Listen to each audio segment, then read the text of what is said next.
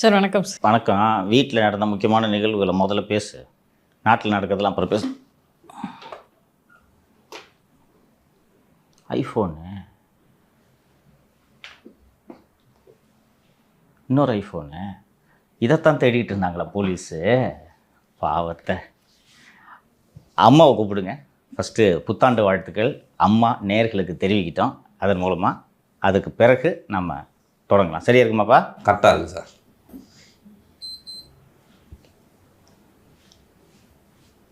Happy new year சொல்லுமா நேயர்களுக்கு. சவுக்கு media நேயர்களுக்கு ஹாப்பி நியூ இயர். உனக்கும் ஹாப்பி நியூ இயர்மா. தேங்க்யூ. கற்றுக்க மாலதி இன்றைய நிகழ்ச்சியில் நம்மளை பற்றி பேசக்கூடாது, நம்ம புது விஷயங்களை பேசலாம் என்று இன்றைக்கி ஷூட் வைக்கிறதுக்கு முன்னாடியே சொன்னாங்க. நான் முழுமையாக மாறுபடுகிறேன். இன்றைக்கி நிகழ்ச்சியில் நம்மளை பற்றி தான் பேச போகிறோம். 2 செக்மெண்ட்டு. ஒரு செக்மெண்ட்டு நமக்கு நடந்தது, அதுக்கு பிறகு நாட்டு நடப்புகளை பேசுவோம். ஒரு சார் நாட்டில் நடந்த முக்கிய நிகழ்வுகளப்பா. ஆமாம் சார். அதை பேசுவோம். நேயர்கள் காத்திருப்பார்கள். ஏன் நமக்கு நடந்ததை நாம் பேச வேண்டும் என்று நான் சொல்கிறேன் என்றால் வேறு யாரும் பேச மாட்டார்கள். எனக்கு தெரிந்த பத்திரிகை நண்பர்களிடம் பேசினேன். வெளியே சிறையிலிருந்து வெளியே வந்த பிறகு தப்பி தவறி செய்தி வந்துவிடக்கூடாது. நீதிமன்றம் தலையிட்ட போது வேறு வழியின்றி நீதிமன்ற செய்திகளை வெளியிடுவதற்கு தடை விதிக்க முடியாது என்பதால் செய்திகள் வெளிவரவில்லை. ஒரு ஜேர்னலிஸ்ட்டு, மாலதி ஒரு சீனியர் ஜேர்னலிஸ்ட்டு, ஒரு புது சீனியர் ஜேர்னலிஸ்ட்டு.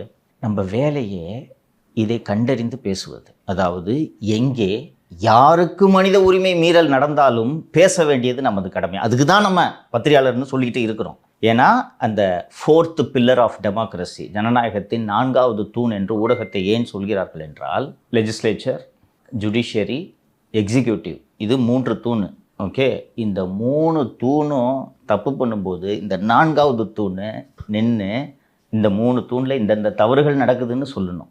இந்த 4வது தூணுக்கே இப்படி நடந்துக்கிட்டு இருக்கும்போது அந்த 4வது தூணை சேர்ந்தவர்கள் கனத்த மௌனம் காத்தார்கள். நமக்கு நடந்ததை யாரும் பேசவில்லை, வராகிக்கு நடந்ததை யாரும் பேசவில்லை, கடந்த 4.5 ஆண்டுகளாக தொடர்ந்து நடக்கும் மனித உரிமை மீறல்களை யாரும் பேசவில்லை. இவர்கள் நமக்கு நடந்ததையே தங்கள் சமூகத்தை சேர்ந்தவர்களுக்கு, தங்கள் இனத்தை சேர்ந்தவர்களுக்கு நடந்த அநியாயங்களையே பேசவில்லை என்றால், திருத்தணியிலும் திருவள்ளூரிலும் வட இந்திய இளைஞன் அடிக்கப்படுவதை எப்படி பேசுவார்கள்? அந்த வீடியோ காட்சி வெளிவரவில்லை என்றால் பேசியிருப்பார்களா? போதுமான ஊடக வெளிச்சம் இன்னமும் கிடைக்கலன்னு தான் சார் நான் நம்புகிறேன். கிடைக்கவில்லை. நிதிஷ், உனக்கு தெரியாது, நீ ஃபீல்டுக்கு வரல. ஒரு ஐபிஎஸ் அதிகாரி, மனநோய் பாதிக்கப்பட்டவர், போலீஸ் ஸ்டேஷன் பக்கம் எவன் வந்தாலும் பல்ல உடைக்கிறார். 2 குரூப்பு. சார் அவன் அஷ்டான் சார் அப்படின்ட்டு ஒரு குரூப்பு போய் புகார் கொடுக்குது. நீ வா. யார் படித்தது? நீ வா. 2 பேர் பல்லையும் உடைக்கிறாயா? உன்னால் இதை இமேஜின் பண்ண முடியுதா? இந்த பல்ல உடைக்கிறதுக்கு ஒரு டீமு போலீஸ் ஸ்டேஷனில் கொறடா வச்சுருக்கான். அவன் எவ்வளோ பெரிய சிக்குன்றதை பாரு. கொறடாவை எடுத்து எல்லாரும் பள்ளியும் பிடுங்குறான்ப்பா. அதுவும் அந்த முகம் அவலட்சணமாக மாறும் அளவுக்கு ஃப்ரண்ட்டில் இருக்க பல்ல பிடுங்குறான். கருங்கல் இருக்குல்ல, சரளக்கல், அதை எடுத்து பல்ல உடைக்கிறான். வாயை 2 கான்ஸ்டபிள் விட்டு வாயை திறக்க சொல்லிட்டு ஈரில் தேய்க்கிறான். இதை தினகரன் ராஜாமணி என்ற இந்தியன் எக்ஸ்பிரஸ் செய்தியாளர் செய்தியாக வெளியிடவில்லை என்றால் இந்த உலகத்துக்கு இது தெரிந்திருக்காது. இதுதான் நம்ம பணி. இதில் நம்ம இனத்தை சேர்ந்தவர்கள், நம்ம பத்திரிகையாளருக்கு இப்படி நடக்கிறது என்றால் இவர்கள் எப்படி செய்தி வெளியிட்டிருக்க வேண்டும்? ஸோ நான் அந்த பத்திரிகையாளர்கிட்ட கேட்குறேன். ரொம்ப தேங்க்ஸ் சார் அப்படின்னு சொல்லிட்டு கேட்கும்போது, சங்கர் ஒரு வரி செய்தி போடக்கூடாதுன்றாங்க. வெக்கமாக இருந்துச்சு. சோஷியல் மீடியாவில், ட்விட்டரில் எழுதுறத ரீட்வீட் பண்ணுறதுக்கு நான் பயந்தேன். என் வேலை போயிடும். எங்கள் நிறுவனத்துக்கிட்ட பேசுகிறாங்க, எங்கள் மேனேஜ்மெண்ட்டுக்கிட்ட பேசுகிறாங்க. நீங்கள் இதை பற்றி என்ன அவர் ரீட்வீட் பண்ணுறாரு, அவர் சப்போர்ட் எழுதுறாரு, கேட்க மாட்டிங்களா அப்படின்னோட எங்கள் மேனேஜ்மெண்ட் என்ன கூப்பிட்டு, என்னப்பா வேலை வேணுமா வேணாமாப்பா, எதுக்கு ஒரு பத்திரிகையாளர் பொய் கேஸ் போட்டு இப்படி அரெஸ்ட் பண்ணுறீங்களே? ஊர் உலகத்துக்கே தெரியும் தம்பி. நான் ஒரு வீடியோவில் பார்த்தேன் சார். அதாவது கோர்ட்டில் என்ன நடக்குதுன்னு அவர் இன்ஃபார்ம் பண்ணுறாரு ஒரு யூடியூப்பில் உட்காந்துட்டு. அவங்களுடைய சொந்த ஊரில் போய் அவரை மிரட்டினாங்க அப்படின்ற மாதிரியான விவகாரங்கள்லாம் ஒருத்தர் வெளியிட்டிருக்காரு. இவன் ஒரு ஃப்ரெஷர், சரியா? நீங்களாவது ஒரு பல நிறுவனங்களில் வேலை பார்த்துருக்கீங்க. இவன் ஃப்ரெஷர். ஜேர்னலிசத்துக்கெல்லாம் வரணுன்னே உனக்கு ஆசை இல்லை. போய் மார்க்கெட்டிங் கம்பெனியில் தானே வேலைக்கு சேர்ந்த. சேல்ஸு. அவனை பிடிச்சி நாம் எழுத்துட்டு வந்து, வாடா ஜேர்னலிஸ்டாக, உன்னை நீ சொசைட்டிக்கு நிறைய கான்ட்ரிபியூட் பண்ண வேண்டியதுக்கு போயிட்டு மிஷின் விற்றுட்டு இருக்காத என்று அவனை அழைக்கிறோம். ஃப்ரெஷ்ஷு ரா. இன்னும் இந்த உலகத்தின் சூதுவாதுகளை இவன் கற்றுக்கொள்ளவில்லை. பேங்க் அக்கௌண்ட்டு கூட இல்லாமல் போஸ்ட் ஆஃபீஸில் வங்கி கணக்கை தொடங்கி நடத்தி கொண்டிருக்கிறான். ஈவனுக்கு திடீர்னு 94,000 ரூபா வருது. அதை நீங்கள், எனக்கு தெரியாது, பின்னால் தான் நான் தெரிந்து கொண்டேன், நீங்கள் அம்மாவுக்கு ஃபோன் பண்ணுறான். என்னம்மா ரூபா அனுப்பிச்சியம்மான்னு கேட்குறான். நான் எங்கடா அனுப்பிச்சேங்குது அம்மா இல்லையா? மதுரையில் அந்த வழக்குக்கு போயிட்டு விடிய காத்தால 4 மணிக்கு ஏர்போர்ட்டுக்கு போகணுன்றதெல்லாம் 3 மணிக்கு எந்திரிச்சு போயிட்டு எடிட்டிங்லாம் முடிக்கிறதுக்கு நைட்டு 10 மணி ஆயிடுச்சு. 10 மணிக்கு வந்து சொல்கிறான், சார் இது மாதிரி அனுப்பிச்சிருக்காண்டி நாளைக்கு பார்க்கலாண்டா விட்ற அப்படின்ட்டு. எனக்கு தெரிந்த காவல்துறை அதிகாரிகளிடம் நீ வந்து இந்த ஸ்க்ரீன்ஷாட் அனுப்புறது, ஏன்னா அதில் நம்பர் மறைஞ்சிருந்துச்சு இல்லையா, அந்த ஸ்க்ரீன்ஷாட் அனுப்பிச்சு, சார் இது என்னன்னு கொஞ்சம் பாருங்கள், திருப்பி அனுப்புறதுக்கு ட்ரை பண்ணால் போக மாட்டேங்குது, இது சீரியஸாக எடுத்துக்கல. ஓகே இவன் அனுப்பிச்சிருக்கான் என்னன்றது அது திங்க் பண்ணவே இல்லை. சார் பொதுவாக ஜிபேல காசு வருதுன்னா என்ன ஆகும்னா, தவறா போட்டுட்டாங்கன்னா அவங்க நம்மளுக்கு கால் பண்ணுவாங்க, சார் தெரியாம போட்டோம், மிஸ் ஆயிடுச்சு, கொஞ்சம் ரிட்டர்ன் பண்ணிடுங்க அப்படின்னு சொல்லிட்டு. நைட்டு தான் வருது, தெரியல, சரிட்டு டேய் நாளைக்கு பார்த்துக்கலாம்டா வைடா, அது ஒரு விஷயம் இல்லைடான்ட்டு ஒரு சீரியஸாகவே கருதவில்லை. காலையில் 6 மணிக்கு வந்து விட்டார். நைட்டு 10:30 வேறு நீங்கள் கால் பண்ணி என் அக்கௌண்ட் நம்பரில் அனுப்பிடா அப்படின்னு சொல்லிட்டு கம்ப்ளைண்ட் வேறு கொடுறான்னு சொல்கிறீங்க காலையில். ஸோ இதுதான் நடந்தது. இவன் இன்னொன்று, உலகத்தில் எவனாவது ஜிபேயில் மிரட்டி காசு வாங்குவானா? தடயத்தை உருவாக்குவானா? நம்ம மிரட்டி காசு வாங்குறவன், சார் இதை பாருங்கள் சார் ஜிபேயில் துட்டு வாங்கியிருக்கிறான் சார் அப்படின்ட்டு போய் கொடுத்தா கதி என்ன வருது? அண்டு தம்பிக்கு தெரியாது, இந்த போக்குவரத்து நெடுஞ்சாலை உணவகங்களில் டெண்டர், பஸ்ஸு அரசு பேருந்துகள் போய் நிற்கிறதுக்கு டெண்டரு, அது ஒரு பெரிய ஊழல். அது அந்த ஹைவேஸில் போகிற பஸ்ஸில் அரசு பேருந்தெல்லாம் நீ போய் இடத்துல நிற்கிதா, சாப்பிட்றதுக்கு நிற்கிதா, அந்த இடத்துல அரசு பேருந்தை நிற்க வைப்பதற்கு டெண்டர் விட்டுறாங்க. சரியா? அதில் அமைச்சர் சிவசங்கரோட பிஏ செட்டிங் பண்ணி அமௌண்ட் இவ்வளோ போட்டு விடு, உங்கள் ஹோட்டலில் நிற்கிறது மாதிரி நான் டெண்டருக்கு ஏற்பாடு பண்ணுறேன்னு சொல்லி அவன் பூரா ஜிபேல காசு வாங்கியிருக்கான். ஒவ்வொரு ஹோட்டலுக்கும் 1000 சம்திங், அதான் எங்கள் அமௌண்ட் சரியாக நினைவில்லை. அந்த ஜிபே ஸ்க்ரீன்ஷாட்டை பூரா அனுப்பிச்சி விட்டாங்க. நான் லஞ்ச ஒழிப்புத்துறையில் போய் புகார் கொடுத்துட்டேன், அது உறங்கி கொண்டு இருக்கிறது. அப்போது அது எவிடன்ஸு ரைட்டா? என்னை அழைச்சி விசாரித்தாங்க. விசாரித்த உடனே இப்போ அவங்க என்ன பதில் சொல்லணும்னா, ஏன்பா நிதிஷ்ன்றவர் திண்டிவனத்தில் ஹோட்டல் வச்சுருக்காரு, நீ அமைச்சரோட பிஏவுக்கு ஃப்ரெண்டு, நிதிஷ் எதுக்கு உனக்கு 5000 அனுப்பிச்சார் சொல்லு? நிதிஷ் மட்டும் அனுப்பல, அந்த ஏரியாவில் ஹோட்டல் வச்சுருக்கவனுக்கு பூரா 5000 எதுக்கு அனுப்பிச்சிருக்காங்க? இப்படி எவனாவது தடயத்தோட மிரட்டி காசு வாங்கினா? இது நடந்தது. நான் இந்த நிகழ்ச்சியில் மனதார நம்ம டீம் மெம்பர்ஸ் அவ்வளவு பேரையும் பாராட்ட விரும்புகிறேன். கைது பண்ணி கஸ்டடியில் எடுக்கிறாங்க மாலதி, உங்களுக்கு தெரியாது, இதெல்லாம் நான் டீட்டெயிலாக சொல்லலை. கஸ்டடியில் எடுக்கிறாங்க. சேதப்படிக்கு போனேன். அங்கே அந்த சேட்டுன்னு ஒரு கொலைகார சேட்டு அப்படின்ட்டு ஒரு இன்ஸ்பெக்டர், ஏன் கொலைகார சேட்டுன்றதை நான் விரிவாக சொல்லிக்கிறேன். நான் கஸ்டடியில் இருக்கேன், எனக்கு எதுவும் தெரியாது. என்னங்க கம்பெனி அக்கௌண்ட்டில் எல்லா பணமும் போச்சு அப்படின்னாரு. எனக்கு சரியான சந்தோஷம், எனக்கு போச்சா அப்படின்னேன். சார் இதுக்கு முன்னாடி பழைய கம்பெனியில் தேனி போலீஸ் ஃப்ரீஸ் பண்ணிட்டாங்க, இன்னும் அந்த காசுலாம் அது உள்ளே கிடக்குது சார்னு. அவங்க கரெக்டாக பண்ணிட்டாங்க, நாங்கள் தான் கோட்டை விட்டுட்டோமா அப்படின்னாரு. போச்சா சார்னு திருப்பி கேட்டோம். அவ்வளோ சந்தோஷம் எனக்கு. ஆமாப்பா எவ்வளோ சார் மிச்சிருக்கு? ஒன்றுமே இல்லைப்பா, எல்லா காசும் போச்சுப்பா. எனக்கு தெரிஞ்சிருச்சு யார் இந்த வேலையை பார்த்தாங்க அப்படின்றது எனக்கு தெரிந்து விட்டது. என்னென்னா நேயர்கள் தெரிந்து கொள்ளட்டும், எப்படியும் நம்ம தான் தொடர்ந்து நிகழ்ச்சியிலே சொல்லிட்டு நம்ம என்னைக்காக இருந்தாலும் தூக்குவாங்க. இவங்களோட நோக்கம் நம்ம குற்ற செயலில் ஈடுபட போவதில்லை, சவுக்கு மீடியா நடக்கக்கூடாது. இதுக்காக இந்த அக்கௌண்ட்டை முடக்குறது, கேமராவை சீஸ் பண்ணுறது, மெமரி கார்டை சீஸ் பண்ணுறது, ஆர்டிஸ்ட் சீஸ் பண்ணுறது, இந்த வேலையை பண்ணுவாங்கன்றதுனால எப்போவுமே நான் மாலதி எல்லாம் டிஸ்கஸ் பண்ணி இது நடந்தால் என்ன செய்ய வேண்டும் அப்படின்ட்டு பிளான் பண்ணிவிட்டு டக்குன்னு அமௌண்ட் எல்லாம் மூவுடு. தம்பி 50 லட்சம் ரூபாய் அட்வான்ஸ் டேக்ஸ் கட்டியிருக்கோம். நம்ம அட்வான்ஸ் டேக்ஸ்னால் மார்ச் மாதம் செலுத்த வேண்டிய வரியை முன்னதாக செலுத்தி விடுகிறோம். அட்வான்ஸ் டேக்ஸ் மேண்டேட்ரி இல்லையா? சில பேர் கடைசி நேரத்தில் கட்டக்கூடாது, மேண்டேட்ரி. 50 லட்ச ரூபா அட்வான்ஸ் டேக்ஸ் கட்டுறோன்னா எவ்வளோ வருமானம் வரும் கம்பெனியில்? ஒரு பிச்சைக்காரங்கிட்ட போய் 94,000 ரூபாயை மிரட்டி பறிப்பதான் நமது வேலை. உலகத்துக்கே தெரியும் இது போய் வழக்கு என்று. 94,000 ரூபாய் உலகத்தில் யாராவது மிரட்டி ஜிபேல வாங்குவாங்களா? எந்த மாதிரி நமது சிஸ்டம் இருக்கிறது என்றால், இதையெல்லாம் எனது வழக்கறிஞர்கள் ராஜ்குமார் உள்ளிட்ட வழக்கறிஞர்கள் நீதிமன்றத்தில் என்னை ரிமாண்ட் பண்ணும்போது அந்த நீதித்துறை நடுவரிடம் எடுத்துரைக்கிறார்கள். அவர் ஒரு நிறுவனத்தை நடத்தி கொண்டிருக்கிறார், ஊடக நிறுவனத்தை நடத்தி கொண்டிருக்கிறார், ஊரறிந்த பத்திரிகையாளர். இவருடைய வீடியோக்கள் லட்சக்கணக்கான மக்களால் பார்க்கப்படுகிறது. இது போன்று மிரட்டி பணம் பறிக்கும் செயலில் இவர்கள் ஒரு நாளும் ஈடுபட மாட்டார்கள். அப்படியே ஈடுபடுவதாக இருந்தாலும் யாராவது ஜிபே மூலமாக மிரட்டி பணம் பறிப்பார்களா என்று நீதித்துறை நடுவரிடம் எடுத்துரைத்த போது, இல்லை இதில் பிரைமா ஃபேசி கேஸ் இருக்குது, ஜெயிலுக்கு போங்க, இதுதான் சிஸ்டம். அந்த நீதித்துறை நடுவர் நினைத்திருந்தால் இந்த கேள்வியை அவர் அந்த கொலகார சேட்டிடம் எழுப்பியிருக்கலாம். என்னங்க கேஸ் இது? சரி ரைட்டு, இவர் எம்ப்ளாயி அக்கௌண்ட்டுக்கு பணம் போனதுக்கு இவர் எப்படி பொறுப்பாவார்? அவனை பிடிச்சி உள்ளே வைக்கணுன்றதுக்காக நான் சொல்லலை. இன்னொன்று, நீ எனக்கு தெரியாமல் பண்ணியிருக்கேன்னு ஒரு வாதத்துக்கு வச்சுக்கோ நிதிஷ், நான் பொறுப்பாக முடியுமா? என்ன இதில் அரசு பண்ணுறீங்க? இது நீதித்துறை அளவாக இந்த கேள்வி எழுப்பியிருக்க வேண்டும், எழுப்பவில்லை. கஸ்டடியில் என்ன நடந்துச்சுன்றதெல்லாம் பின்னாடி வர்றேன். மனதார நீதிபதிகள் திரு எஸ்.எம். சுப்பிரமணியம் மற்றும் திரு தனபால் ஆகியோருக்கு ஏற்கனவே ரெட் பிக்ஸில் நிறைய நன்றி சொல்லிட்டேன். இருந்தாலும் மீண்டும் மீண்டும் நன்றி சொல்வதற்கு அவர்கள் தகுதியானவர்கள் என்று நான் நினைக்கிறேன். ரொம்ப இன்னைக்கு நிறைய பேசணும், கிட்டத்தட்ட 15 நாளாக பேசல, வாய் நம்மங்குது, அதனால் பேசிக்கொள்கிறேன். மாலதி வருத்தப்படுவார், இருந்தாலும் பரவாயில்ல, பேசிக்கொள்கிறேன்.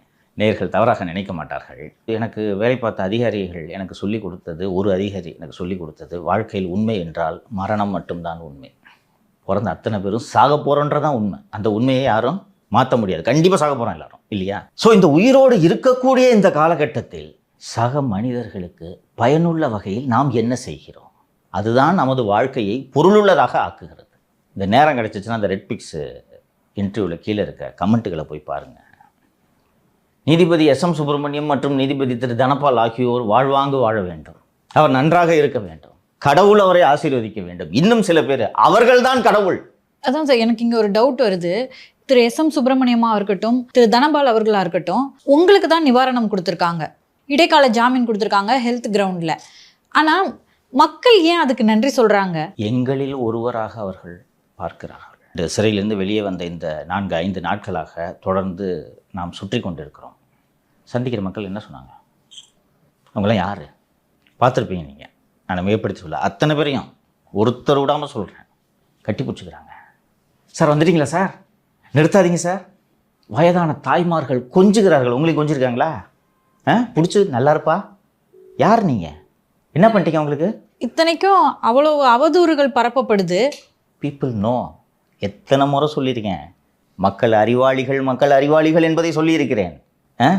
நம்மளது ஒரு மூளை, அவங்களது ஒரு குடி மூளை அப்படி மூளை சொல்லியிருக்கேனா? அவ்வளோ முட்டாளப்பா.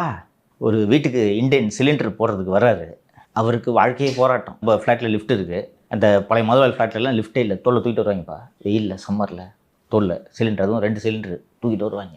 வாழ்க்கையே போராட்டம். அந்த சிலிண்டர் போடுறவனால திராவிட மாடல் ஆட்சியை விமர்சனம் செய்ய முடியாது, இந்த குடும்ப கொள்ளையை எதிர்த்து பேச முடியாது.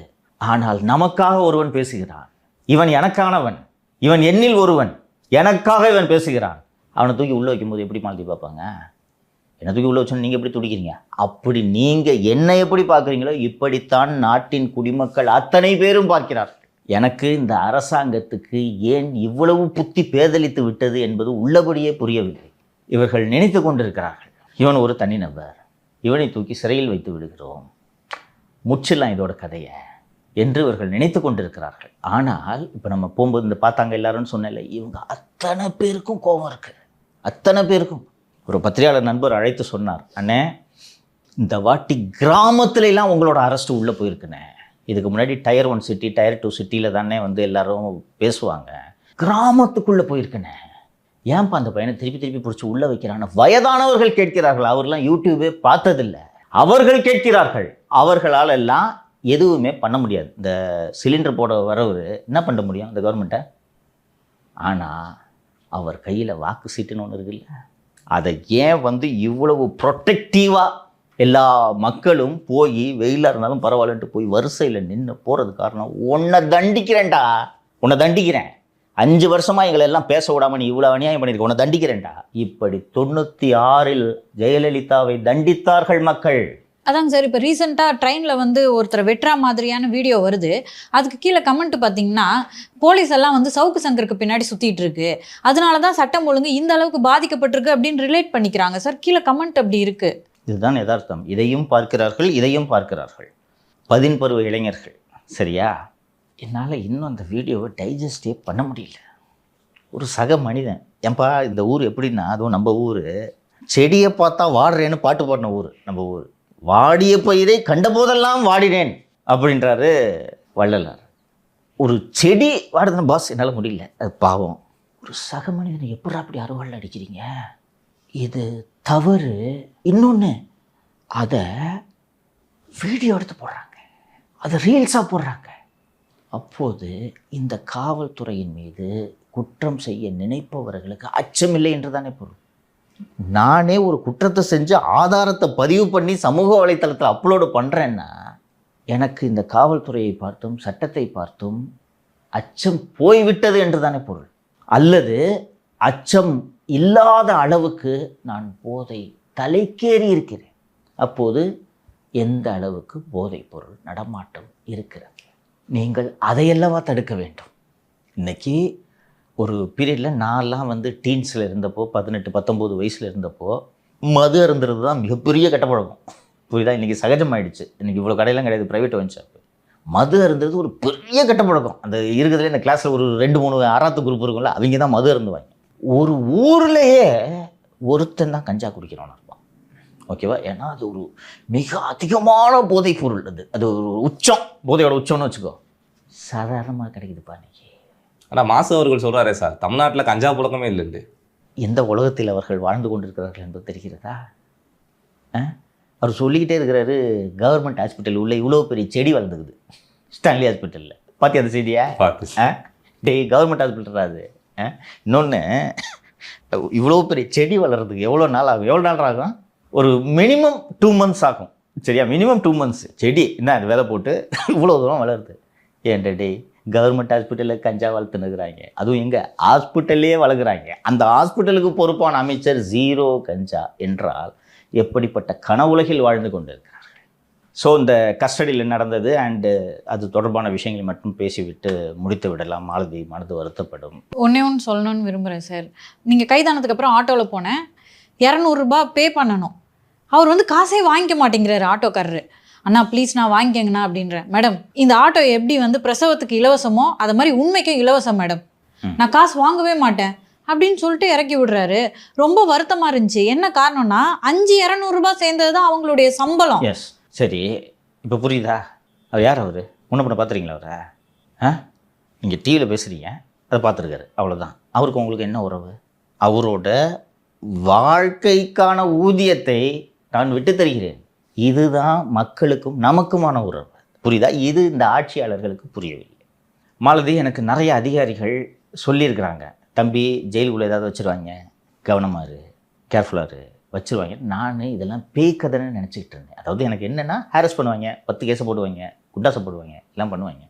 பட் இதை பண்ண மாட்டாங்கன்னு நான் நம்பினேன்ப்பா.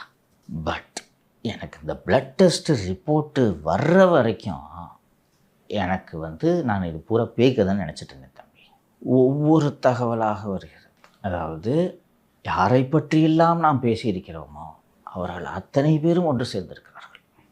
மு.க. ஸ்டாலின், உதயநிதி, அன்பில் மகேஷ் உள்ளிட்ட அத்தனை பேரும் சேர்ந்து இவன் கதையை முடிச்சிருங்கன்னு அத்தனை பேரும் சேர்ந்து இதை செய்திருக்கிறார்கள். இவர்களுக்கு நான் அந்த 13 அன்று கைதாக போகிறேன் என்பது இவர்கள் அத்தனை பேருக்குமே தெரியும். நான் சிறைக்கு போனது, இந்த நடந்த சம்பவங்களை பற்றி நான் ரெட் பிக்ஸில் விரிவாகவே பேசியிருக்கேன். அதற்கு பிறகு நடந்ததை நீங்கள் சொல்லுங்கள். நீங்கள் தான் இன்னும் பேசலை, தம்பியும் சொல்லட்டும். ரொம்ப நேரம் பேசிட்டேன், 1/2 மணி நேரம் ஆச்சப்பா. போன முறை நீங்கள் சிறைக்கு போனப்பயே வந்துட்டு உங்கள் சாப்பாட்டில் வந்துட்டு ஸ்லோ பாய்சன் கலக்கிறதா இருந்தது, ஆளுநர் மாளிகை தலையிட்டு அதுக்கப்புறம் வந்து அந்த திட்டம் வந்து கைவிடப்பட்டுச்சு அப்படின்றப்ப நீங்கள் எப்படி அதை கணிக்காமல் இருந்தீங்கன்னு தான் என்னோட ஒரு கேள்வி. இவ்வளவு கொடூரமாக இருக்க மாட்டாங்கன்னு நினச்சேன் தம்பி. நான் என்னால் நம்ப முடியல.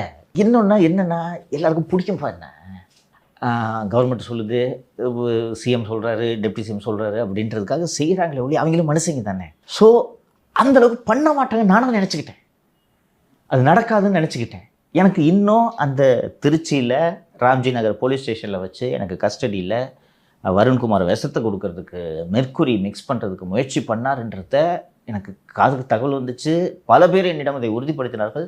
என் மனசு நம்ப மறுக்குது. சரி, அப்படிலாம் இருக்காது, அப்படிலாம் பண்ண மாட்டாங்க அப்படின்னு நானாக நினச்சிக்கிட்டு. பிளட் டெஸ்ட் ரிப்போர்ட் கண்ணால் பார்த்த பிறகு தான் எனக்கு இந்த அளவுக்கு போயிட்டாங்க. என்னென்னா அவங்க ஆங்கிள்லேருந்து திங்க் பண்ணிப்பார். என்னை கூட்டு போய் என்கவுண்டரில் சுட முடியாது தம்பி.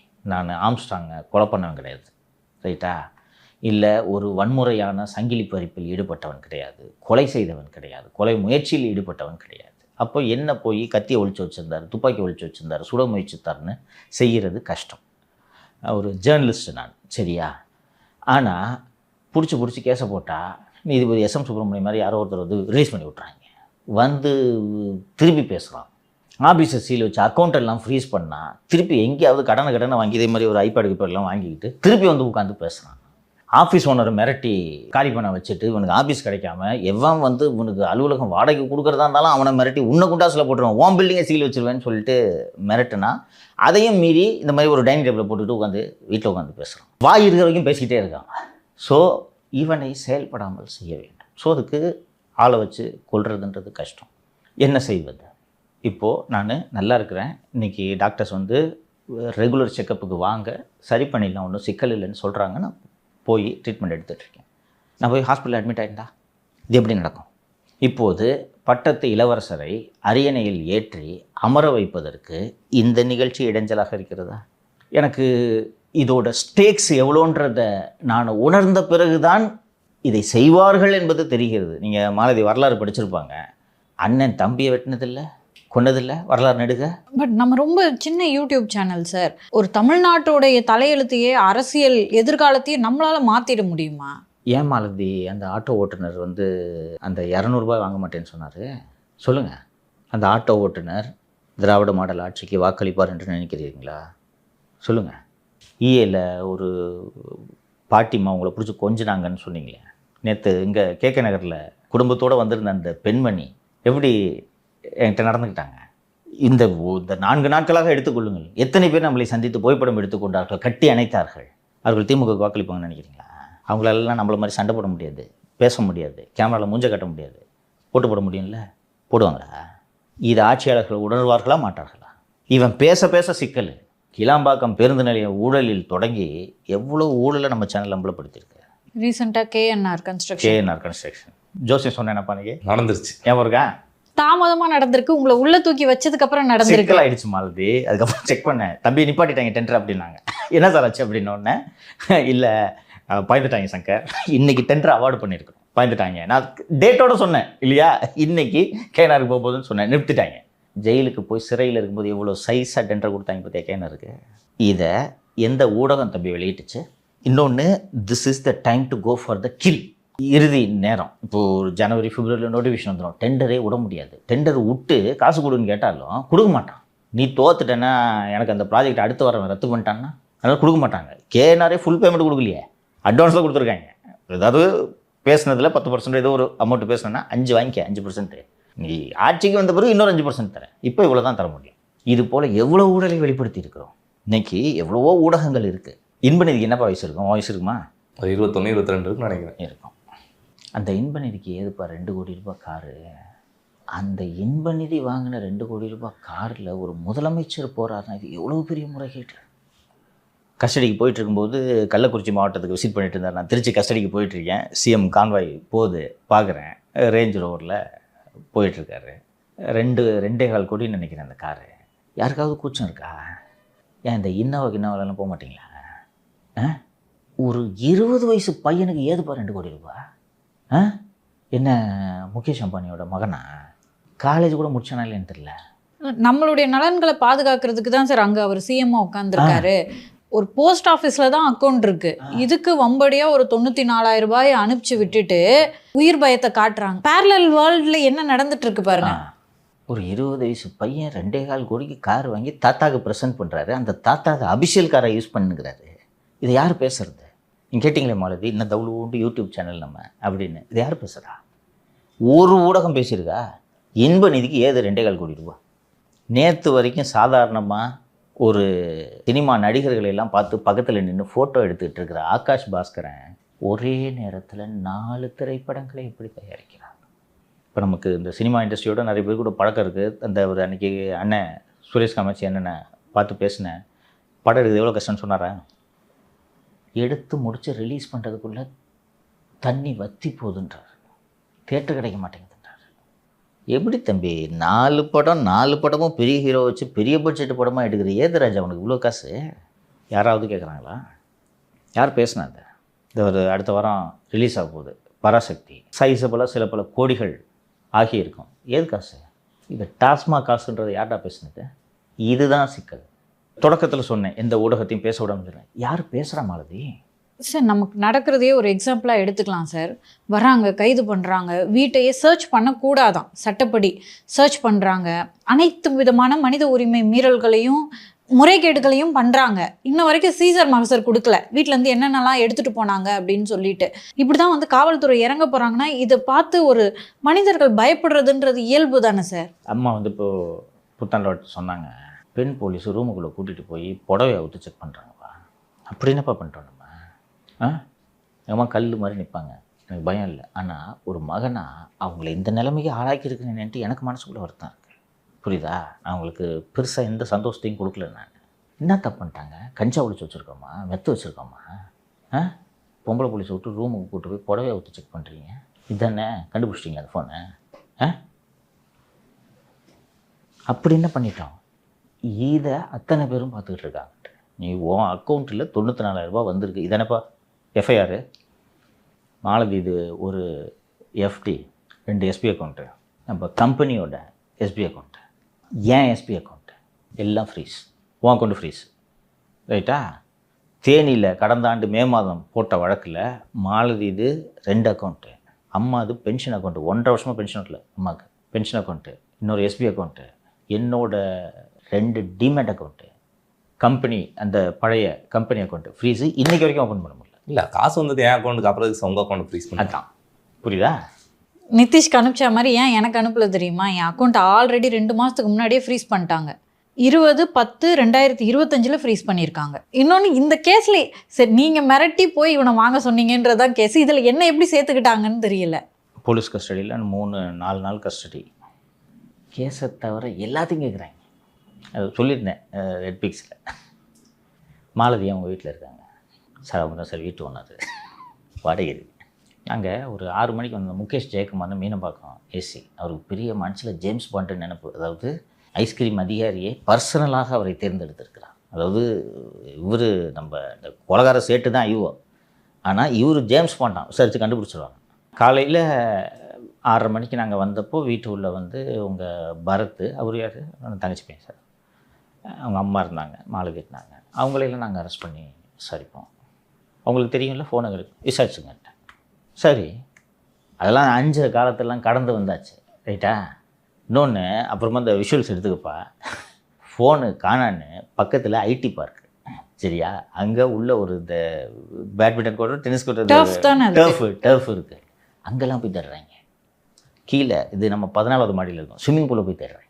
ஃபோனு போயிடுச்சான். ஸோ பர்சனல் கொஸ்டின்ஸ், புரியுதா? ஒரு குற்றம் நடந்துருச்சுன்னா அந்த குற்றத்தை சுற்றி தவறு செஞ்சவங்க வந்து எவிடன்ஸை விட்டுட்டு தான் போயிருப்பாங்க. அந்த எவிடன்ஸ் எல்லாத்தையுமே கலெக்ட் பண்ண வேண்டியது போலீஸோடைய வேலை. அதை கலெக்ட் பண்ணிட்டு தப்பு பண்ணவங்கள பிடிக்கணும், கன்ஃபரண்ட் பண்ணணும். தப்பு பண்ணிட்டு இந்த பாருங்கள் எவிடன்ஸ், இதுக்கு என்ன பதில் சொல்கிறீங்கன்னு கேட்கணும். ஆனால் இங்கே உன் ஃபோனை கொடுன்னா இது ஆல்மோஸ்ட் அஜித்குமார் வழக்கு மாதிரி தானே சார்? அதே தான், நகை காணாம போயிடுச்சு, குடுன்னு அவனை போட்டு அடித்து கொள்வது.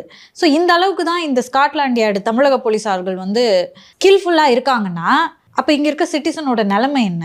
அதுதான் அந்த வட இந்திய இளைஞன் சூரஜுக்கு என்ன நடந்ததோ அந்த நிலைமை தான் இங்கே இருக்கக்கூடிய குடிமக்களுக்கு. எல்லாரும் இன்றைக்கி இது மக்களை முட்டாள்னு நினச்சிக்கிட்டு தான் இவங்க இந்த ஆட்டம் போட்டுட்ருக்காங்க. அந்த சூரஜ் இன்சிடெண்ட்டோட நம்ம இன்சிடெண்ட் எப்படி கனெக்ட் பண்ணுறாங்க ஜனங்க தெரியுதா? ரொம்ப இயல்பாக மக்களை ஜனங்களை முட்டாள் நீங்கள் நினச்சிட்டு இருக்காங்களே, எப்படி கனெக்ட் பண்ணுறாங்க ஜனங்க தெரியுதா? ஏய், நீ சவுக்கு சங்கர் பின்னாடி சுற்றிட்டு இருந்தேன்னா இதை எப்படி பார்ப்பேன்? எவ்வளோ ஈஸியாக கனெக்ட் பண்ணுறாங்க பாருங்க. அப்போது மக்களுக்கு அதுதான் உன் வேலை. அந்த சூரஜ் போன்ற இளைஞனுக்கு எதுவும் நடந்து விடக்கூடாது என்பது தான் உன் வேலை. அவனை அவசரமாக டிஸ்சார்ஜ் பண்ணி சொந்த ஊருக்கு அவங்க அம்மா ஃபோன் பண்ணிச்சு போயிட்டாரு அப்படின்ட்டு எப்படி அந்த அதிரடி அசரா? தவறு நடக்க போகிறத இவங்க கட்டுப்படுத்த மாட்டேங்கிறாங்க, நிறுத்த மாட்டேங்கிறாங்க. நடந்துருச்சுன்னா அதை மூடி மறைக்கிற வேலைகளை பார்க்குறாங்க. அதில் ஒன்று தான் நம்மளோட மீடியாவை மீண்டும் மீண்டும் முடக்கிறது. எஸ். ஸோ இங்கே ஒரு புண்ணு இருக்குன்னா அதுக்கு மேலே ஒரு துணியை போட்டுட்டு புண்ணு இல்லை பார்த்தீங்களா அப்படின்னு காட்டுறது. அது புறையோடி கொண்டு இருக்கிறது. அதனால நீங்கள் கொஞ்சம் சொல்லுங்கள் மாலதி, நான் போன பிறகு என்ன நடந்துச்சு இதில் அந்த டீட்டெயில்ஸ்லாம் கொஞ்சம் சொல்லுங்கள். பொதுவாக sir, don't put all eggs in single பேஸ்கெட்டுன்னு சொல்லுவாங்க. உள்ளதான் வந்தாலே ஒன்றுமே இல்லாமல் தொடச்சிட்டு போயிடுறாங்கல்ல, குறிப்பாக பொருளாதாரமாக முடக்கிறது. ஸோ அக்கௌண்ட் என்னோடதுமே ஃப்ரீஸ் ஆயிருக்கு அப்படின்ற அடிப்படையில் அம்மா அது சுத்தமாக அம்மா கிட்ட ஒரு அக்கௌண்ட்டும் இல்லை. செலவுக்கு வச்சிருந்த காசெல்லாம் எடுத்துகிட்டு போயிட்டாங்க. மெடிக்கல் ட்ரீட்மெண்ட்டுக்கு அம்மாவுக்கு வச்சிருந்த காசு எடுத்துகிட்டு போயிட்டாங்க சார். 100 ரூபாய் எடுக்கிறாங்க சார். ஒரு 10-100 ரூபாய் இருந்துச்சு, செலவுக்கு தானே வச்சுருப்போம். ஆட்டோவில் ஏறினா செலவுக்கு அது சேஞ்ச் தர முடியல, இப்போலாம் ஜிபே வரதுனால. ஒரு 10-100 ரூபாய் வச்சுருப்போம்ல, அதெல்லாம் அள்ளிட்டு போயிட்டாங்க சார். பொதுவாக காவல்துறை வந்துட்டு ஒரு 2 லட்ச ரூபா வந்து வீட்டிலேருந்து கைப்பற்றினாங்கன்னா அங்கே 1 லட்ச ரூபா கணக்கு கட்டுவாங்க. இதே கஞ்சா வந்துட்டு 2 கிலோ கைப்பற்றினாங்கன்னு வச்சுங்க, அங்கே 3 கிலோ போகும் நீதிமன்றத்தில். அப்படி கரெக்டாக கணக்கு காட்டினாங்களா? தம்பி கணக்காட்டல. வீட்டில் சீஸ் பண்ணது ஒரு அமௌண்ட்டு, இவங்க கணக்காட்டது. தம்பி என்ன சீஸ் பண்ணாங்கன்னு இது மகசரே கொடுக்கலப்பா. இதுவும் எப்படி நீதிபதிகள் திரு எஸ்.எம். சுப்பிரமணியம் மற்றும் திரு தனபால் ஆகியோர் அந்த ஒரு வராகியோட ஜட்ஜ்மெண்ட்டில் எழுதியிருக்காங்க. அந்த அரசு தரப்பில் வாதாடிய வழக்கறிஞர் திரு விகாஸ் சிங், மூத்த வழக்கறிஞர் திரு விகாஸ் சிங் அவர்கள் 2 வீக்ஸ் டைம் வேணுங்க, மினிமம் 2 வீக்ஸ் டைம் வேணும், 2 வீக்ஸ் டைம் எங்களுக்கு பதில் சொல்கிறதுக்கு டைம் வேணும் அப்படின்னு கேட்கும்போது நீங்கள் 2 வீக்ஸ் டைம் கேட்கலாம், தவறில்லை. ஆனால் ஒருவருடைய அடிப்படை உரிமை மீறப்படுகிறது எனும்போது 1 மணி நேரம் கூட நீதிமன்றம் அதை வேடிக்கை பார்க்கக்கூடாது அப்படின்ட்டு தான் வராகி அவர்களை விடுதலை செய்து நேற்று விடுதலை ஆக்கிவிட்டார். இப்படி தீர்ப்பளிக்கும் நீதிபதிகளும் இருக்கிறார்கள். போய் நான் அந்த மேஜிஸ்ட்ரேட்டுக்கிட்ட மிஸ் அனிதா என்று நினைக்கிறேன் சொல்கிறேன், மேடம் என்னை சைதாப்பேட்டை கஸ்டடிக்கு எடுத்துகிட்டு போகும்போது இசிஜி எடுக்கிறாங்க, வேரியேஷன் வருது, எனக்கு லாஸ்ட் இயர் ஸ்டென்ட் வச்சுருக்காங்க, எனக்கு ட்ரீட்மெண்ட் வேணும்னு சொல்லுங்கள் சார், 2 நாள் கஸ்டடி கொடுக்குறேன் சார் அப்படின்றாங்க. அப்புறம் வழக்கறிஞர் ராஜ்குமார், மேடம் இது கொடுக்கக்கூடாது, அவர் ஹார்ட் ப்ராப்ளம்னு சொல்கிறாரு, என்னன்றது கேளுங்கன்னா சார் எனக்கு மீட்டிங் இருக்குது அப்படின்னோடனே ராஜ்குமார், மேடம் உங்களுக்கு மீட்டிங் இருக்குன்றதுக்காக அக்யூஸ் கஸ்டடிக்கு போக முடியாது அப்படின்னா அப்போ நான் மீட்டிங் முடிச்சுட்டு 7 மணிக்கு வருவேன், நீங்கள் 7 மணிக்கு வாங்க மேடம், நாங்கள் சொல்கிறத கேட்டுட்டு நீங்கள் ஆர்டர் போடுங்க என்று சொன்ன பிறகு நான் எழுத்துப்பூர்வமாக எழுதி தருகிறேன், எனக்கு இசிஜியில் வேரியேஷன் இருக்குது, ராயப்பேட்டா கார்டியாலஜி டிபார்ட்மெண்ட்டுக்கு ரெஃபர் பண்ணுறேன்னு சொல்லிட்டு அந்த ரிப்போர்ட்டை மாற்றிருக்காங்க, லாஸ்ட் இயர் எனக்கு இது மாதிரி நடந்திருக்கு, என்ன இந்த வழக்கை தவிர சம்மந்தமில்லாத விவகாரங்களை கேட்கிறார்கள், என் தாயை கைது செய்வேன் என்று மிரட்டுகிறார்கள், தனிப்பட்ட வாழ்க்கை குறித்து மீண்டும் மீண்டும் கேட்கிறார்கள்னு எழுத்துப்பூர்வமாக எழுதி கொடுக்குறேன், இன்னும் 2 நாள் கஸ்டடியும் கொடுக்குறான். இதுதான் துணிச்சல் அரசுக்கு, புரியுதா? இதை செய்ய முடியும். வராகி வழக்கை எடுத்துக்கொள்ளும். நேற்று நான் விரிவாக ரெட்பிக்ஸில் பேசியிருக்கேன், சுருக்கமாக சொல்லிடுறேன். நம்ம சேனல் ஆடியோ ப்ளே பண்ணோம்ல, எப்படி பேசிக்கிறாங்க ஓனர். இந்த ஆடியோவை ரிமாண்ட் பண்ணுற மேஜிஸ்ட்ரேட் முன்னாடி அட்வொகேட் ராஜ்குமார் அவர்கள் ப்ளே பண்ணுறாரு. இங்கே பாருங்கள், இங்கே சொல்கிறீங்களா கம்ப்ளைண்ட், அந்த கம்ப்ளைண்ட் என்ன சொல்கிறாங்க பாருங்கள். போலீஸ் ப்ரெஷர் பண்ணுறாங்க சார், பரவாயில்ல நீங்கள் தைரியமாக இருங்க, நீங்களாவது பேசணும்னு சொல்கிறாருன்றது ப்ளே பண்ணி காட்டுறாரு. அதுக்கப்புறம் சார் உங்களை 15 நாள் ரிமாண்ட் பண்ணுறேன். அப்போது ஒரு குடிமகனோட அடிப்படை உரிமை என்னாவது? இதுதான் இவர்களுக்கு துணிச்சல். ரிமாண்டு மட்டும் வாங்கிக்கிட்டு அனுப்புங்க, சோத்தில் விஷத்தை வச்சு சோழியை முடிச்சு விட்றேன். இப்போது நீதிபதிகள், நான் ஏன் மீண்டும் மீண்டும் அலுப்பு தட்டாமல் இவங்க நீதிபதிகளுக்கு நான் நன்றி சொல்கிறேன்னா, என்னை இவங்க பெயிலில் விடல, மெடிக்கல் கவுன்சில் பெயில் கொடுக்கல. செத்துருந்தேன்னா செத்துருக்க மாட்டேன்னு சொல்கிறதுக்கு உங்களால் உறுதியாக சொல்ல முடியுமா?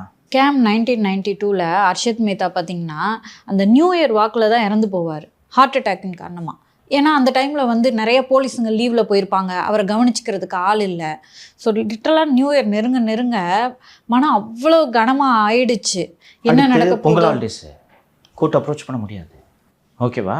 இதுதான் அவங்க பிளான். அல்லது அட்லீஸ்ட் நான் ஹாஸ்பிட்டலைஸ் ஆகிருக்கேன்னு வச்சுக்கோங்க. உடலில் இப்போது நாகேந்திரன் இப்படி தான் சொல்லி முடித்தாங்க.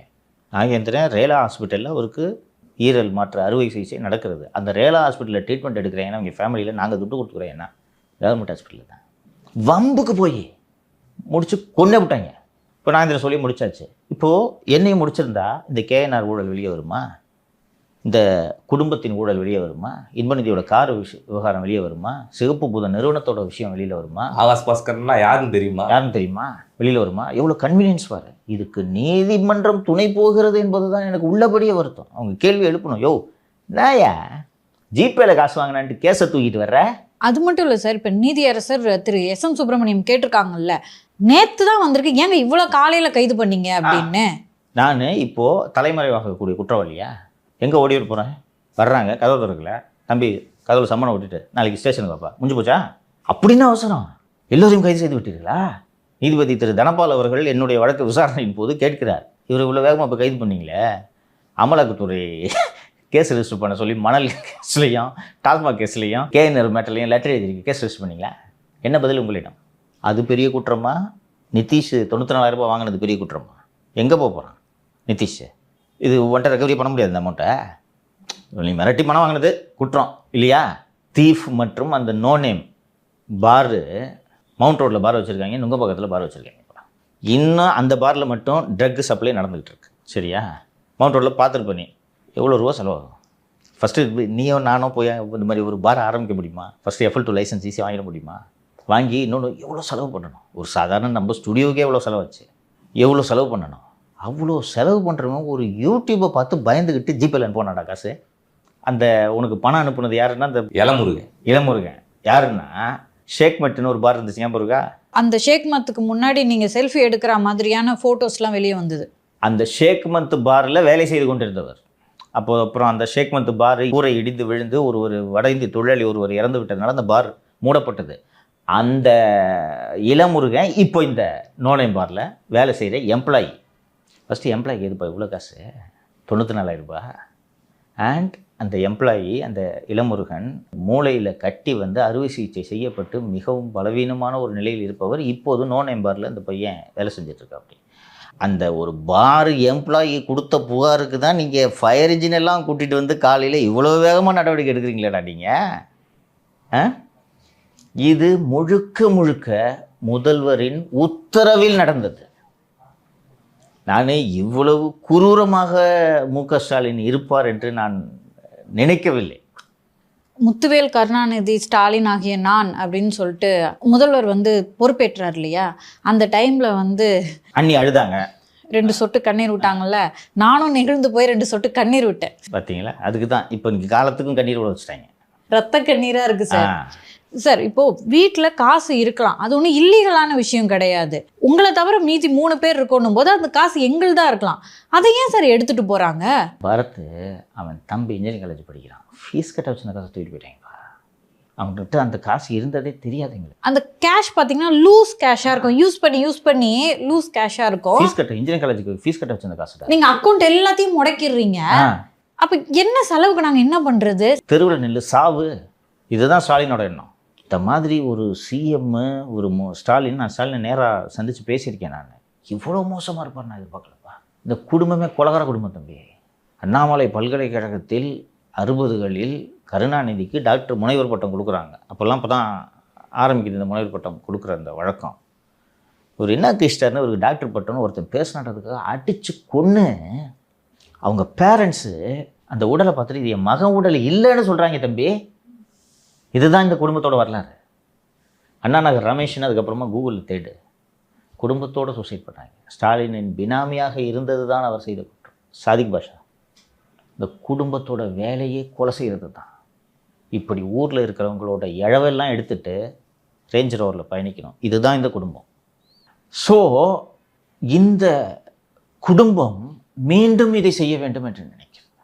சாதிக் பாஷா போல, அண்ணா நகர் ரமேஷ் போல, சவுக்கு சங்கர் போல எல்லோர் வீட்டிலும் இழவு விழுந்து நாம் மகிழ்ச்சியாக உல்லாசமாக இருக்க வேண்டும், துபாய்க்கு இன்பச் சுற்றுலா செல்ல வேண்டும், ரேஞ்ச் ரோவரில் பயணிக்க வேண்டும், ஊரை அழித்து உலையில் போட்டு நமது குடும்பம் பேரன் பேத்திகளோடும் மகிழ்ச்சியாக வாழ வேண்டும் என்பதுதான் ஸ்டாலினோட எண்ணம். முழுக்க முழுக்க இது ஸ்டாலின் உத்தரவில் நடந்திருக்கு. நம்ம அரசியலத்திலே நீங்கள் வந்து ஒரு 2 நாளைக்கு முன்னாடி, நீங்கள் கைது பண்ணுறதுக்கு 2 நாளைக்கு முன்னாடி சொல்லியிருந்தீங்க, சென்னை கமிஷனர் அருண் அவர்கள் வந்துட்டு முதலமைச்சரை போய் மீட் பண்ணாரு. மீட் பண்ணிட்டு வந்துட்டு ஏதோ ப்ரொமோஷனை பற்றி ஏதோ பேசியிருந்தாங்க அப்படின்னு சொல்லி சொன்னீங்க. அதில் இது விவாதிக்கப்பட்டுச்சா சார் உங்களை கைது பண்ணுறது? அதில் எல்லாம் நடந்திருக்கலாம், எனக்கு தெரியவில்லை. ஏன்னா 1 to 1 நடக்கிற மீட்டிங்கில் எக்ஸாக்டாக என்ன நடந்துச்சுன்னு தெரியாது. உள்ளுக்குள்ளே அங்கே கூட இருக்கிறவங்க இது பேசப்பட்டிருக்கிறது என்பது தான் நம்ம சொல்ல முடியும். இது விவாதிக்கப்பட்டிருக்கலாம். அந்த கூட்டத்தில் கூட, அந்த சந்திப்பில் கூட ஸ்டாலின் வந்து இவர் பிச் பண்ணியிருக்கலாம். சார் தூக்கி வச்சுறேன் சார், சொல்லி முடிச்சு விட்றேன் சார்னு சொல்லியிருக்கலாம், பண்ணுங்கன்னு இருக்கலாம்.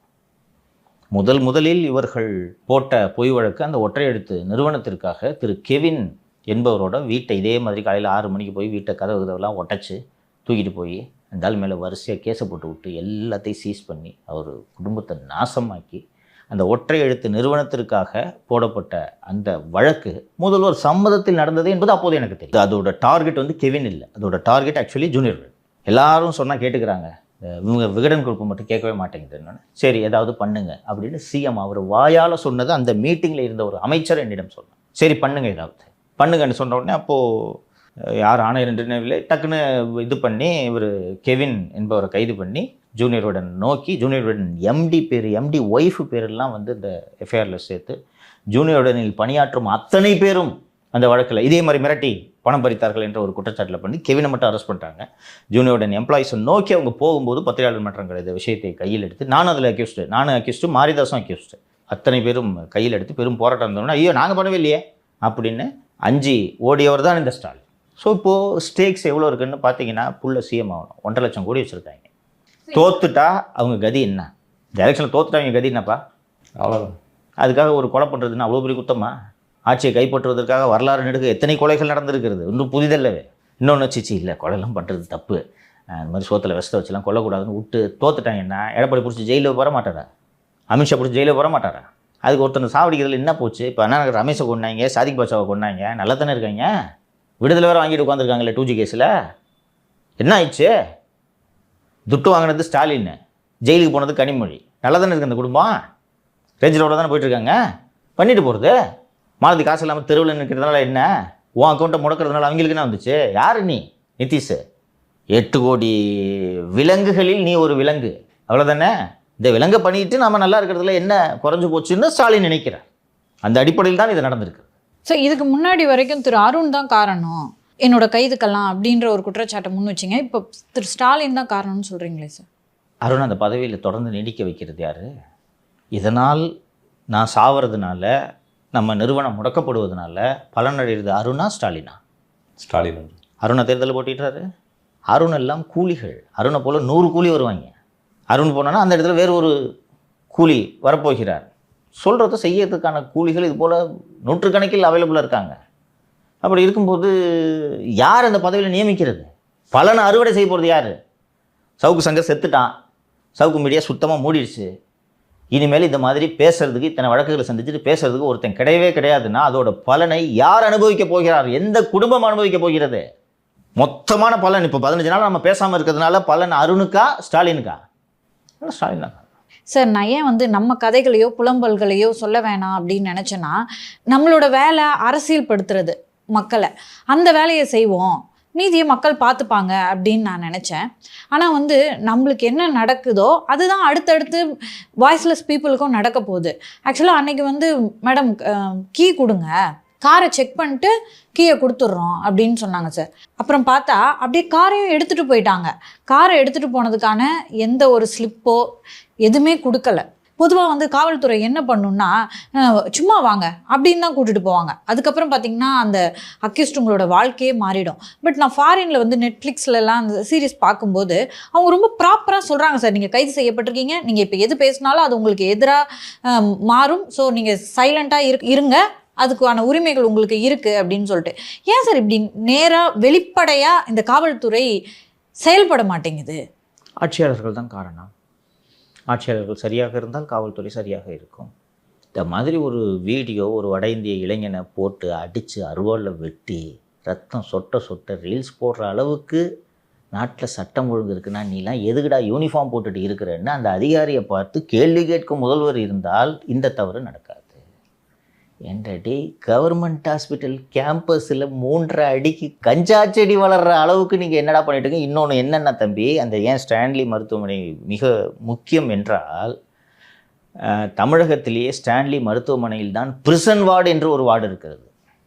மற்ற இடத்துலலாம் நார்மல் வார்டில் கைதிகள் அட்மிட் பண்ணுவாங்க, அங்கே பிரிசனர்ஸ்க்குன்னு வார்டு இருக்குது, ஒரு செக்ஷன், அதை தனியாக பிரித்து விட்ருப்பாங்க. என்கிட்ட நார்மல் பேஷண்ட்ஸ் போக முடியாது. பிரிசன் வார்டுன்னு தனியாக ஒரு ஏரியான்னு வச்சுக்கேன், பிரிசன் வார்டுன்னு இருக்குது. ஸோ அதனால் அங்கே எப்போதுமே காவல்துறை இருக்கும். அந்த இடத்துல 3 அடி கஞ்சா செடி வளருது, நீலாம் என்னடா போலீஸ், உனக்கு எதுக்குடா யூனிஃபார்ம்னு ஒரு சிஎம் கேட்கணும். அப்படியா? ஓ, அங்கேயே வளர்க்குறாங்களா? Very good very good. அடனே எடக்கூடிய முதல்வர் இருந்தால் நாடு இப்படித்தான் மாறுதி இருக்கும். இல்லை சார், காரை எடுத்துகிட்டு போகிறாங்கன்னா எடுத்துகிட்டு போகிறோன்னு உண்மையை சொல்லிட்டு எடுத்துகிட்டு போகலாம்ல. எதுக்கு வந்து போய் சொல்கிறாங்க? சும்மா செக் பண்ணுறதுக்கு. வாய்ப்பிடுங்காதீங்க மாலதி, விடுங்க. அவ்வளோ கோவம் வருது. கேஸுக்கு இவன் அக்கௌண்ட்டில் 94,000 ரூபா வந்ததுக்கும் இந்த காருக்கும் என்னமோ சம்மந்தம்? லீஸுக்கு எடுத்து வச்சுருக்கேன் அந்த காரை. ஏற்கனவே 2 காரை சீஸ் பண்ணி தேனி போலீஸால் சீஸ் பண்ணி கிடக்கு. கார் இல்லை. எத்தனை கார் வாங்காது? ஒரு காரு லீஸுக்கு எடுத்த காரு, இன்னொரு காரு உங்கள் ரிலேட்டிவ் காரு. ஓசி வாங்கி வச்சுருக்காரு. எப்படிங்க இதுக்கும் உங்கள் கேஸுக்கு என்னடா சம்மந்தம்? இல்லை சார், இங்கே இருக்க பணமே வந்துட்டு எதுக்கு எடுத்தாங்கன்னு தெரியல. ஏன்னா அக்கௌண்ட்டில் இருக்குது, அந்த காசு வந்து என் அக்கௌண்ட்டில் தான் இருந்துச்சு. பணம் வெளியே எடுக்கவும் இல்லை, உங்களுக்கு நான் மாற்றவும் இல்லை. அப்படி இருக்கப்போ எதுக்கு இந்த காசு எடுத்துகிட்டு போனாங்கன்னு தெரியல. போதும்பா, ஜனங்க பார்த்துக்கிட்டு இருக்கிறாங்கப்பா. இதனால தான் இது தெரிஞ்சுக்கணும். மாலதி, நீங்கள் சொன்னீங்கல்ல நம்ம மக்களை அரசியல் படுத்தணும்னு. இதுதான் அரசியல் என்கிறேன். இதுதான் அரசியல். இந்த அரசியலை தெரிந்து கொள்ளட்டும். நமக்கு ஏன் இது நடக்கிறது, உங்களுக்காக நாங்கள் பேசுகிறோம், அதனால் எங்களுக்கு இது நடக்கிறது என்பது மக்களுக்கு தெரியட்டும்ன்றதுனால தான் நம்ம இந்த செஷனில் நம்ம தொடர்ந்து அடுத்தடுத்த நிகழ்ச்சிகளில் நாட்டு நடப்புகளை தான் பேச போகிறோம். இது யார் நம்ம பேசலாம்? யார் மாலதி பேசுறது? நீங்களே தானே இருந்தீங்க இன்றைக்கி 4 மணி இருந்தீங்கல்ல, சோதனை நடக்கும்போது இருந்தீங்கல்ல. அம்மாவை என்ன பாடுபடுத்துறாங்கன்னு பார்த்தீங்கல்ல. யார் பேசுறது? எப்படி தெரியும் ஜனங்களுக்கு என்ன பாவம் பண்ணிட்டாங்க எங்கள் அம்மா? யாருக்குமே இது நடக்கக்கூடாது என்று நாம் பேசிக்கொண்டு இருக்கிறோம். ஒரு மோசமான பாலியல் குற்றவாளிக்கு கூட இது நடக்கக்கூடாது. குடும்பத்தில் இருக்கவங்க என்ன பண்ணுறாங்க? நீ அவனை அரெஸ்ட் பண்ணி கோர்ட்டில் ப்ரொடியூஸ் பண்ணி தண்டனை வாங்கி கொடுங்க. அது போன்ற குற்றத்தை எப்போ செஞ்சுட்டோம் நம்ம? இன்னொன்று இந்த நிகழ்ச்சியின் மூலமாக சொல்லிக்கொள்ள விரும்புகிறேன். உன் மேலே ஒரு 5 எஃப்ஐஆர் இருக்குது, உங்கள் மேலே 12 எஃப்ஐஆர் இருக்குது. உங்கள் இருவருக்கும் முன்ஜாமீன் கோரப்போவதில்லை. புரியுதா? எனக்கு 17 வழக்கில் நீதிமன்றம் ஜாமீன் கொடுத்துருச்சு மெடிக்கல் கிரவுண்ட்ஸில். உங்கள் 2 பேருக்கும் முன்ஜாமீன் கோரப்போவதில்லை. ஆமாம் சார், டெய்லியும் போய் கையெழுத்து போகிறதுக்கு ஜெயிலாவது இருக்கும். கைதானா ஆகுங்கன்ற, பயப்படாத. நீ கைதானா ஆகு. உன்னை வெளியில் கொண்டு வரது ஏன் இல்லை. நீங்களும் உங்களுக்கும் தான் சொல்கிறேன் நான். கைதானா ஆகுங்க.